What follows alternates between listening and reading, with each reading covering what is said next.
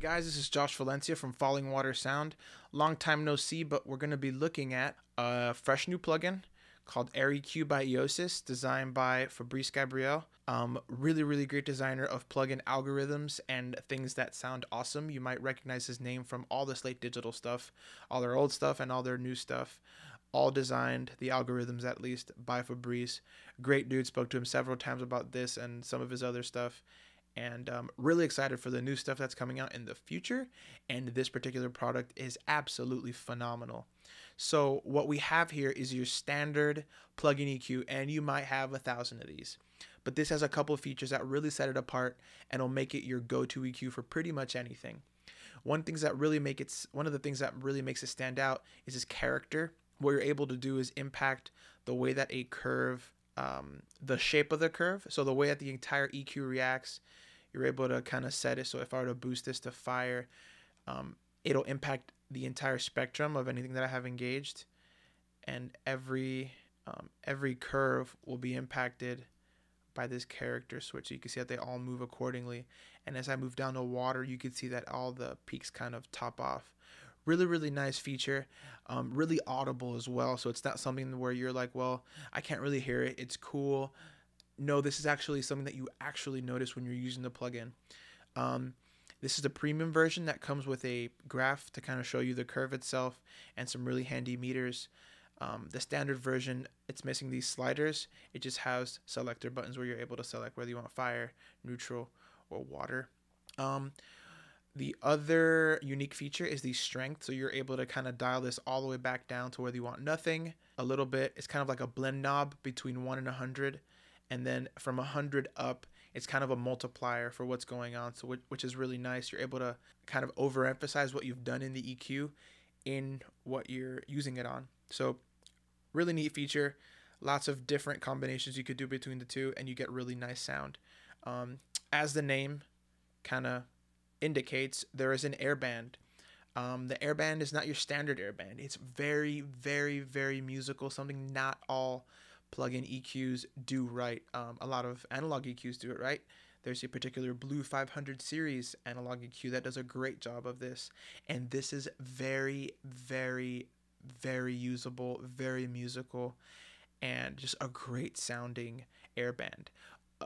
Another unique feature is that this actually has an earthband, which is kind of your subby, really good bass, meaty, but not overkill.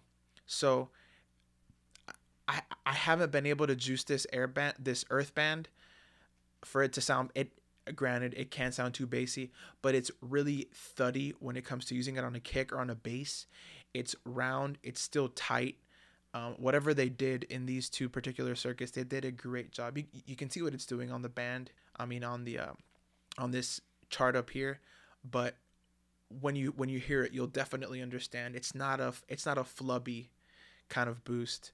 Another cool feature, you have this music note up here, which will actually give you all 8 octaves. So you can kind of see here as I move this frequency around, it's moving up here throughout the spectrum, but you're able to dial in. So if you have a guitar that's kind of humming and you could tell what note it's humming at, you're able to dial it back. You have some rooms that resonate at certain frequencies, you're able to dial that back down with that feature. Really nice.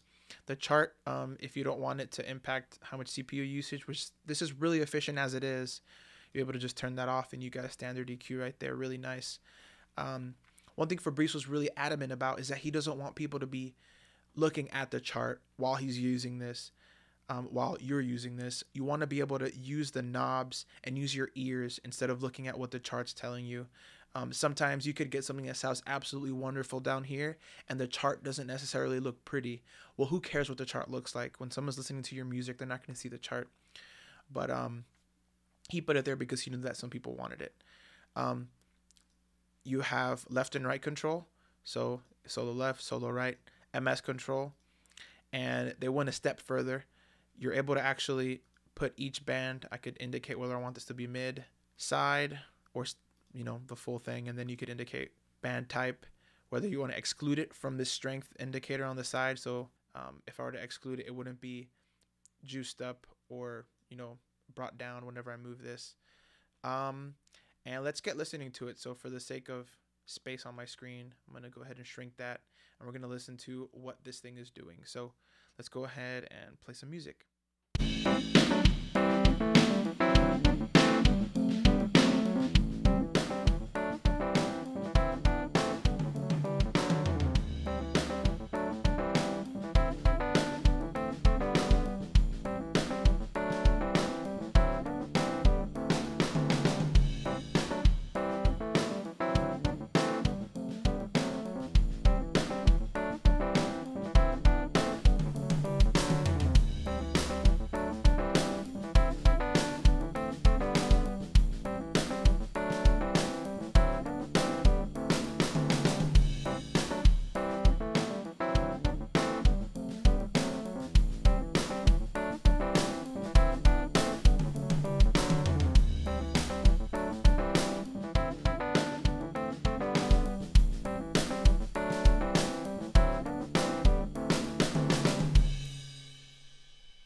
So from that, you're able to see what the Airband, Earthband, kind of what the strength does. In order to show you what the character does, I'm going to need to bring up some actual curves here.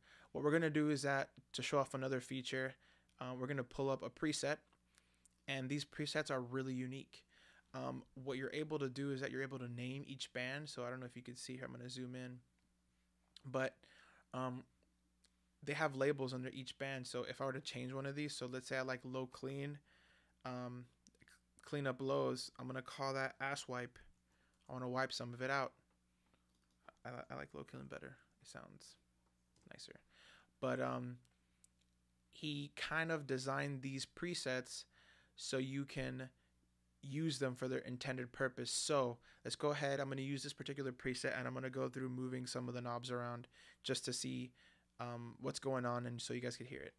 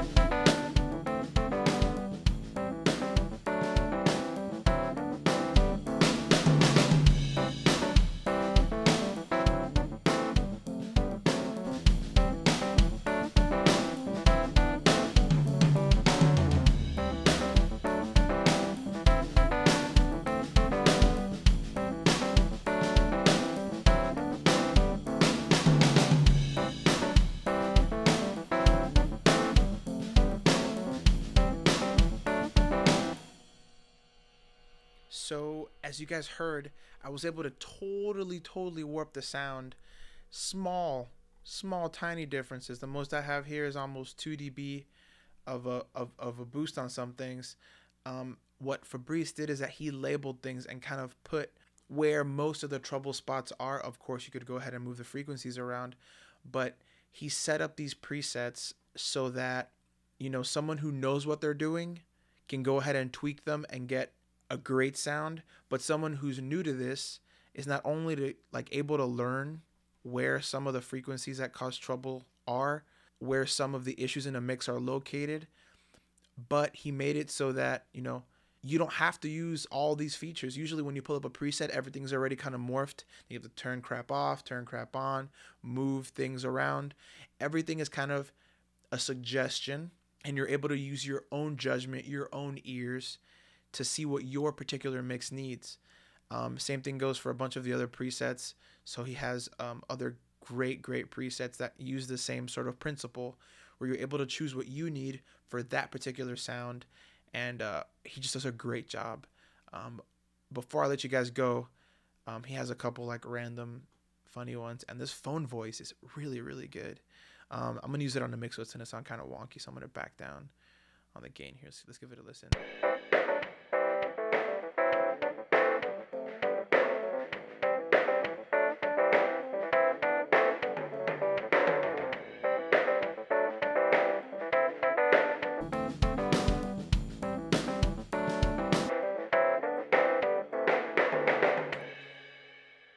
So even for an effect, it's really, really nice, very nice sounding EQ, beautiful, reasonably priced, and I hope you guys like it as much as I did. Thanks for watching. Again, this is Josh Valencia. See ya.